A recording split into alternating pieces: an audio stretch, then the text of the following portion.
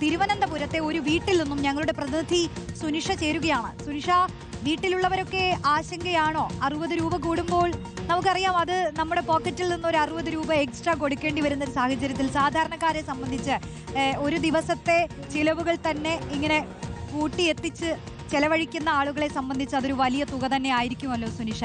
എന്താണ് അവരൊക്കെ പറയുന്നത്?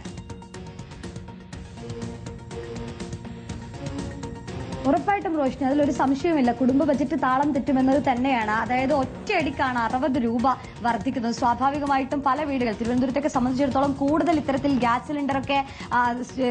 സിലിണ്ടറിനെയൊക്കെ ഇതുകൊണ്ട് തന്നെ നടത്തുന്ന അല്ലെങ്കിൽ ജീവിക്കുന്ന ആളുകളൊക്കെ ഉണ്ട്.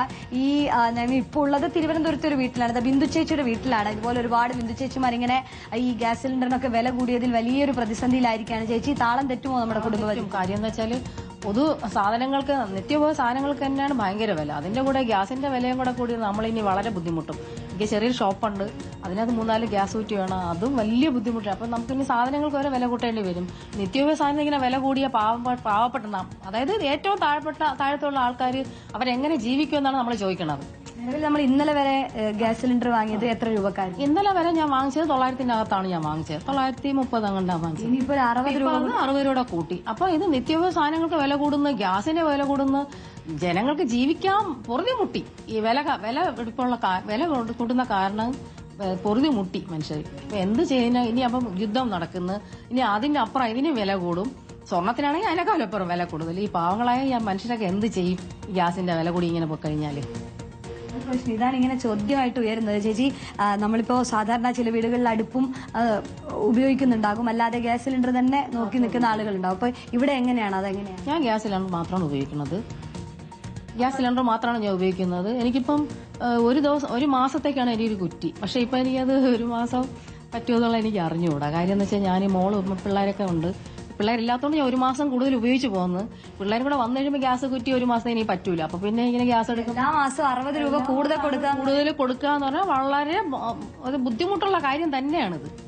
ഇങ്ങനെ ഈ ഗ്യാസിനൊക്കെ വില കൂട്ടുക എന്ന് പറഞ്ഞാൽ ഈ മാസം, അതായത് നമുക്ക് ഒരു സബ്സിഡി ഉണ്ടായിരുന്നു, അതും തരണില്ല. ഇപ്പം അതും വെട്ടിക്കുറച്ച് ഇപ്പം നിത്യോപയോഗ ഇങ്ങനെ വില കൂട്ടിക്കൊണ്ടിരുന്ന ഗ്യാസിന് തന്നെ ഈ വില ഇപ്പൊ കൂട്ടിക്കൊണ്ടിരുന്ന നമ്മൾ എന്ത് ചെയ്യും?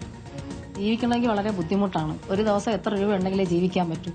ആ കൂട്ടത്തിൽ ഗ്യാസിനും കൂടെ വില കൂടി, നിത്യോപയോഗ സാധനങ്ങൾക്ക് വില കൂടി. സ്വാഭാവികമായിട്ട് നമ്മൾ ഒരു മാസം ഇത്ര പൈസ നമ്മുടെ ചെലവിനെന്ന് വന്നിട്ട് നമ്മൾ വെക്കുന്നു. അപ്പൊ അതിൽ കൂടുതലായി പോയി. ഇനിയിപ്പോ ഒരു ദിവസം ഇനിയിപ്പോ ചോറ് വെക്കണ്ട, ഭക്ഷണം വെക്കണ്ട, കഞ്ഞി വെള്ളം വെച്ച് കുടിക്കാം. അതേ നടക്കുള്ളൂ ഗ്യാസിന് വില കൂടി പോയാലും.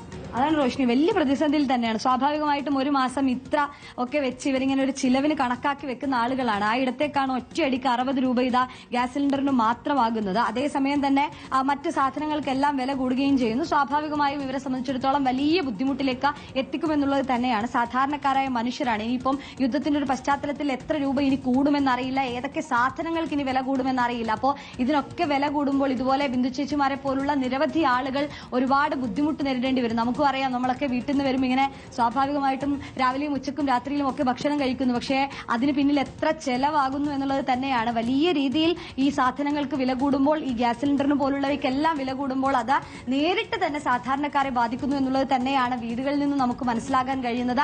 ഇതുപോലെ എല്ലാ വീട്ടിലുള്ളവർക്കും പറയാനുള്ളതും ഇത് തന്നെയാണ്. വലിയ തരത്തിൽ ഇനി ഏത് രീതിയിലായിരിക്കും വില കൂടുക, അതെങ്ങനെ ബാധിക്കുമെന്നത് അടക്കമുള്ള ആശങ്ക ഇവരെ സംബന്ധിച്ചിടത്തോളം ഉണ്ട്. റോഷിനി, തീർച്ചയായും ഒരു ഇടുത്തി പോലെയാണ് ഈ വില സാധാരണക്കാരനു മേൽ പതിച്ചിട്ടുള്ളത്. അപ്പോൾ അതിലൊക്കെ പൊതുജനം പ്രതികരിക്കുകയാണ്.